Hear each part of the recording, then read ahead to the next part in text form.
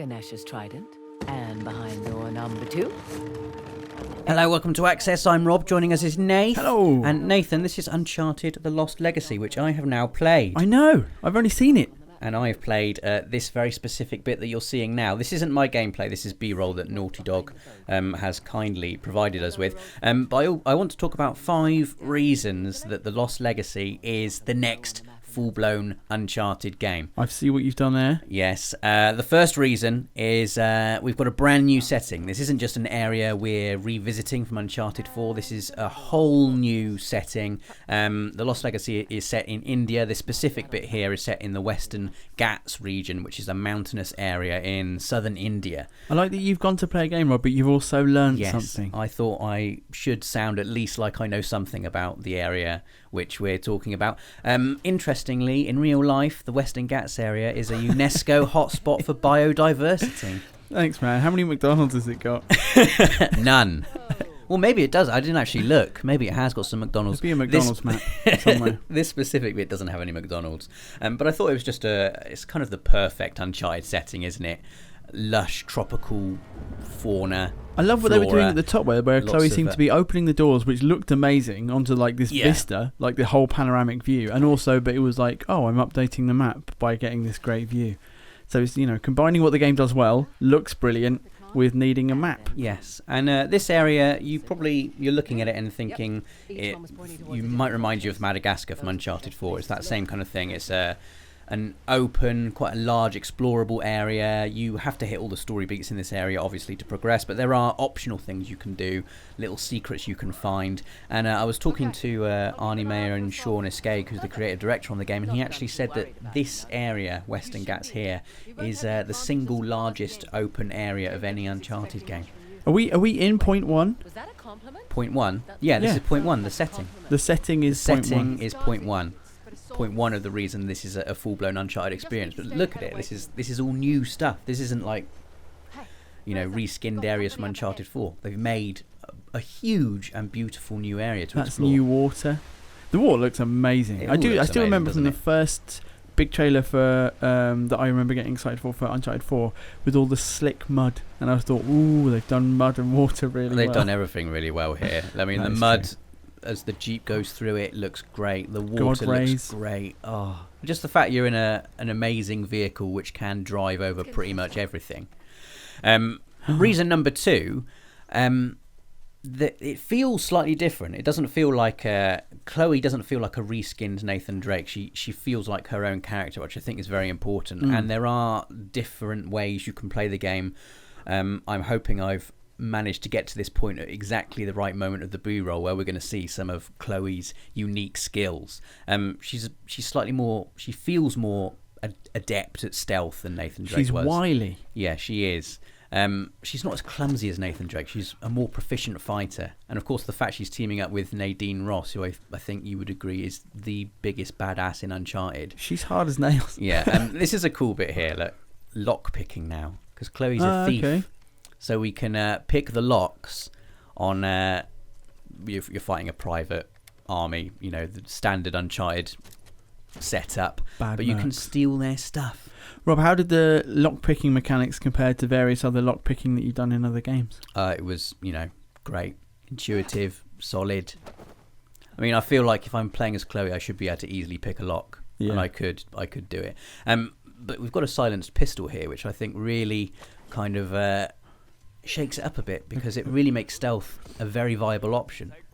And there's still the grapple option from the Uncharted 4 combat. There's still the swinging. There's all the contextual takedown, so you can swing, jump on enemies, smack them down like that.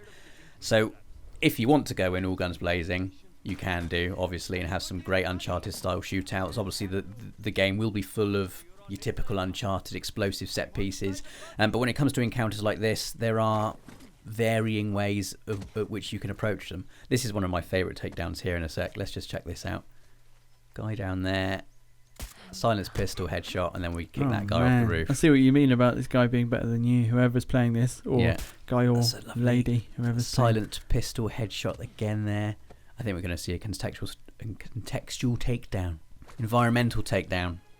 You'd have woken them all up almost immediately. I mean, I did. And then just shot from behind cover. I played this bit. I tried to be stealthy. I got spotted. I ended up in a massive fight. But I did get to see some of the cool melee combat, especially when Nadine comes and helps you in a tighter spot. You know, in Uncharted 4, when you get grappled and you're controlling Drake and Sully comes and helps you and it's a bit brawly.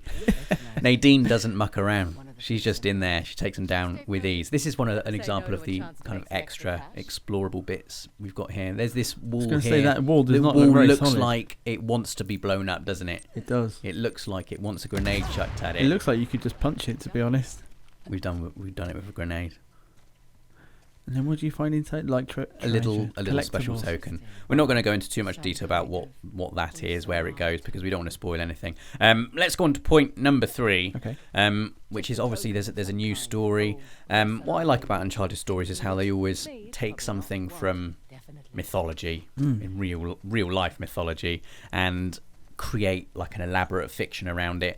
And The Lost Legacy is no different. It's all about the ancient Hoysala Empire. How much do you know about the Hoysala Empire, Nathan? Literally nothing at all. I knew literally nothing about it until yesterday, when I discovered it was an empire that was active in this region of India from the 10th century to the 14th century. There's always a MacGuffin everyone's after in Uncharted. This time it is the tusk of Ganesh. I assume you're familiar with Ganesh, Mostly from the Hindu Simpsons. deity. But that's like a lovely ornate golden tusk with sapphires and rubies imbued in it. Is there a mystical purpose behind this artifact, or is it just nice looking? Probably. I don't know for sure. But Chloe's after it because her father, who was a renowned archaeologist, was after it. So Chloe sees it as sort of continuing her father's legacy. And she's hired Nadine Ross to help her find it. And also after it is a very evil, warmongering, nasty man called Asav, who leads the private army that you are fighting. Are you going to talk more about him in a bit? Because I have observations about him from what I saw about the game from E3. Was I liked how different he was from previous antagonists. I didn't get to see any of him at all in this gameplay demo. I've only seen a very little bit of him. I have seen as much of Asav as you have seen He's of Asav. calm, man. Nadine and Chloe talk a lot about him. I love these little optional dialogue interactions you've got here.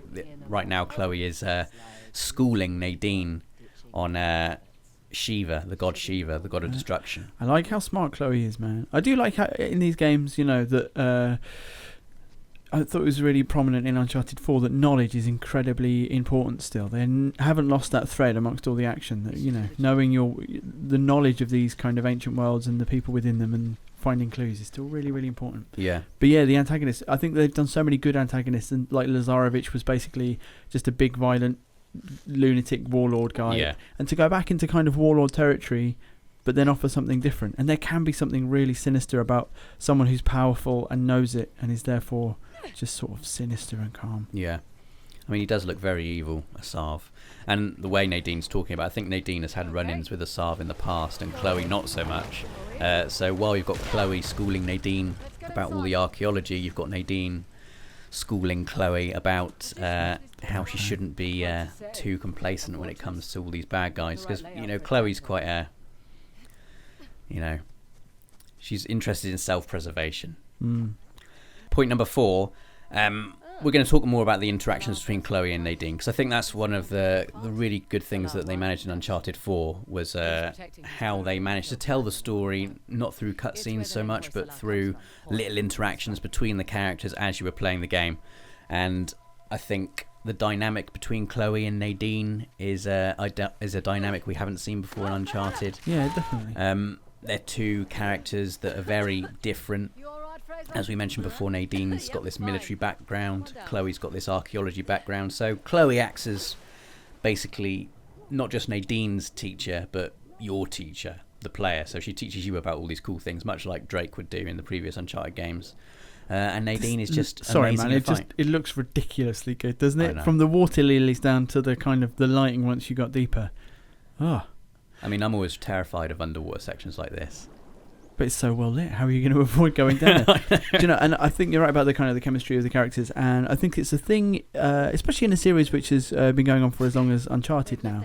There are characters who have been maybe side figures in previous games, and there's always, I always wanted to see more Chloe. She was so cool in Uncharted 2, and then there's always that. I think there's often that thing in these sorts of games where you kind of just put two characters together in your head and go, would I like to see them hang out?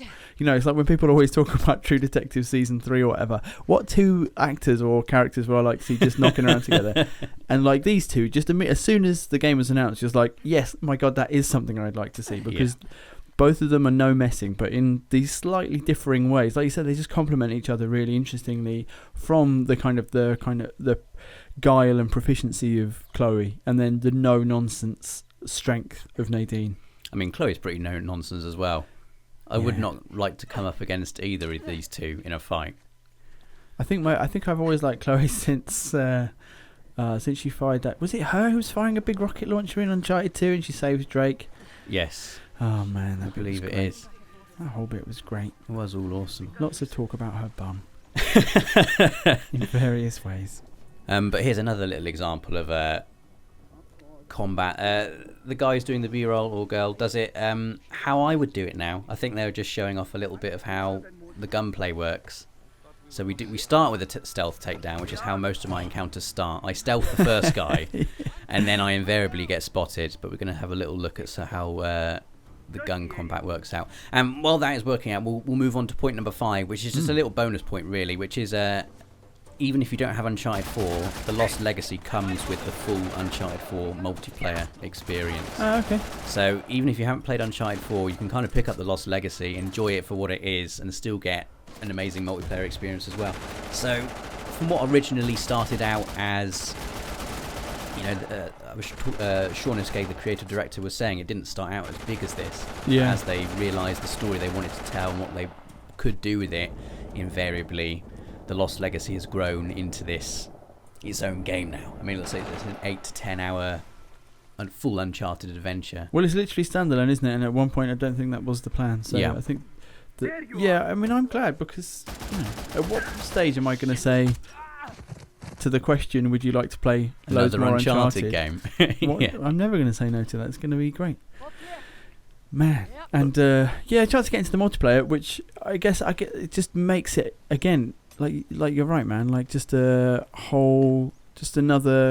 gives it that kind of full feeling, giving you access to the thing, and you kind of know there's already a big chunk of people who've already got Uncharted 4, so you're going to be stepping into a fairly lively community. I mean, the multiplayer was really good as well. I was not good at it, though. No, I was not good at it, but I did have a lot of fun. Our B-roll is about to end, but yeah, so there is our look at the Lost Legacy and 5 reasons it is a full-blown Uncharted game. I mean, it's got everything you'd want from an Uncharted game. It's got this big explorable area, the Western Ghats area we've just seen here. It's got your typical amazing set-piece action, explodey bits, and it's got great characters, great dialogue, and I cannot wait to play more of it. So thank you very much for watching. Let us know in the comments what you think of Uncharted The Lost Legacy. Let us know if you're excited to pick it up, and please do subscribe so you don't miss anything else from the world of PlayStation.